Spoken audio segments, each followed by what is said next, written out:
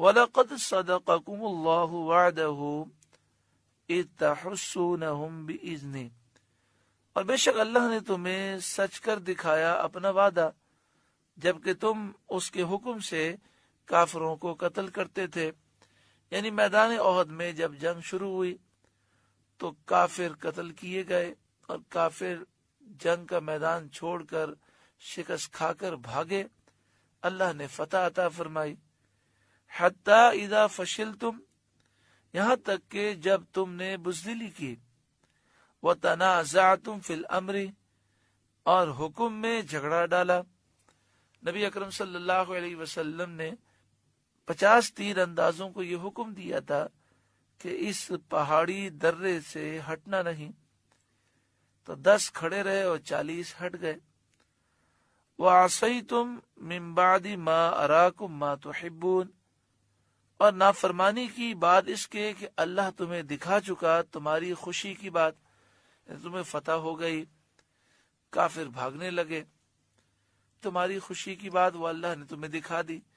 اس کے بعد تم نے نبی اکرم صلی اللہ علیہ وآلہ وسلم کے حکم پر عمل نہیں کیا اور 40 افراد نے وہ درہ چھوڑ دیا، اس وجہ سے یہ پریشانی آئی۔ منکم من یرید الدنیا، تم میں کوئی دنیا چاہتا تھا، وہ یہ چاہتا تھا کہ وہ مال غنیمت جمع کر لے۔ ومنکم من یرید الآخرہ، اور تم میں کوئی آخرت چاہتا تھا، وہ 10 افراد تھے جنہوں نے وہاں کھڑے ہو کر پھر کافروں کا مقابلہ کیا، اور وہ حضرت عبداللہ بن جبیر اور ان کے ساتھ جو افراد تھے سب مقابلہ کرتے کرتے شہید ہو گئے۔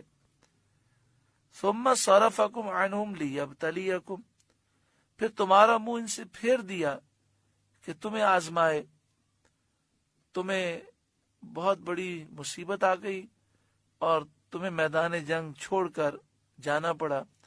وَلَقَدْ عَفَا عَنْكُمْ، اور بے شک اللہ نے تمہیں معاف کر دیا۔ جب اللہ تعالیٰ نے معاف کر دیا تو کسی کو اعتراض کرنے کا کوئی حق حاصل نہیں ہے۔ یہ واقعات تو صرف واقعات کی حد تک تفسیر سمجھانے کے لیے بیان کیے جاتے ہیں، ورنہ جنہوں نے یہ معاملات کیے، جب اللہ تعالیٰ نے معافی کا اعلان کر دیا تو اب ان کے متعلق کسی کو کچھ کلام کرنے کا حق حاصل نہیں۔ وَلَقَدْ عَفَا عَنْكُمْ، اور بے شک اللہ نے تمہیں معاف کر دیا۔ وَاللَّهُ ذُو فَضْلٍ عَلَى الْمُؤْمِنِينَ، اور اللہ مسلمانوں پر فضل کرتا ہے۔ یہاں پر ہمارے لیے نصیحت ہے کہ وہ 40 تیر انداز وہ اس درے سے نیچے اس لیے اترے تھے کہ ان کے ذہنوں میں یہ بات تھی کہ نبی اکرم صلی اللہ علیہ وآلہ وسلم نے جو فرمایا تھا کہ یہاں سے مت ہلنا، آپ کی مراد یہ تھی کہ جب تک فتح نہ ہو جائے۔ اب تو کافر بھاگ رہے ہیں تو اب اترنے میں کیا حرج ہے؟ تو ایک غلط فہمی ہو گئی، تو یوں سمجھیے کہ نافرمانی جان بوجھ کے نہیں کی، غلط فہمی کی وجہ سے کر لی، تو پریشانی آ گئی۔ تو جو مسلمان نبی اکرم صلی اللہ علیہ وآلہ وسلم کی نافرمانی جان بوجھ کر کرے، وہ سکون و چین کیسے پا سکتا ہے؟ اذ تسعدون ولا تلوون علی احد، جب تم منہ اٹھائے چلے جاتے تھے اور پیٹھ پھیر کر کسی کو نہ دیکھتے تھے، میدان جنگ سے تم بھاگ رہے تھے۔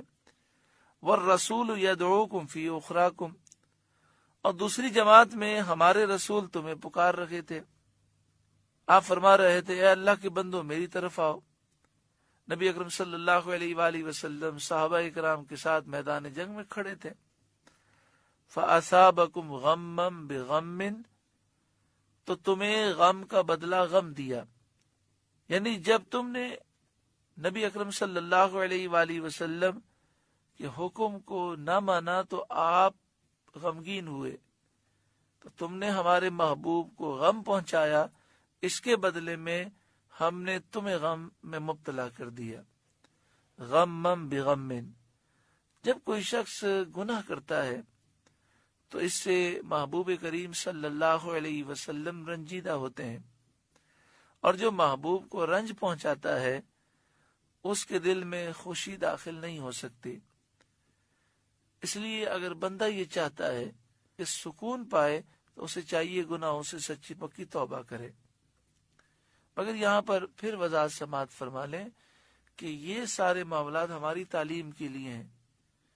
وہ تو وہ مسلمان تھے جنہوں نے نبی اکرم صلی اللہ علیہ وسلم کا دیدار کیا، اور اگر وہ میدان جنگ سے ہٹے بھی تھے یا درے سے نیچے اترے تھے تو ایک غلط فہمی کی وجہ سے ایسا ہوا تھا، پھر بھی اتنی مشکلات آئیں، لیکن آج تو سمجھانے کے باوجود بھی جان بوجھ کر شریعت کی مخالفت کی جاتی ہے۔ لِكَيْ لَا تَحْسَنُوا عَلَى مَا فَاتَكُمْ، اور معافی اس لیے سنائی کہ جو ہاتھ سے گیا، جو نقصان ہوا اس پر افسوس نہ ہو، وَلَا مَا أَصَابَكُمْ، اور جو مصیبت تم پر پہنچی اس پر تم رنج نہ کرو، یعنی پریشانی آئی یہ تمہاری نصیحت کے لیے تھی۔ اس کے بعد معافی کا اعلان اس لیے سنا دیا کہ جو تمہیں نقصان ہوا، جو تم پر مصیبت پڑی، اس کا غم تمہیں نہ ہو۔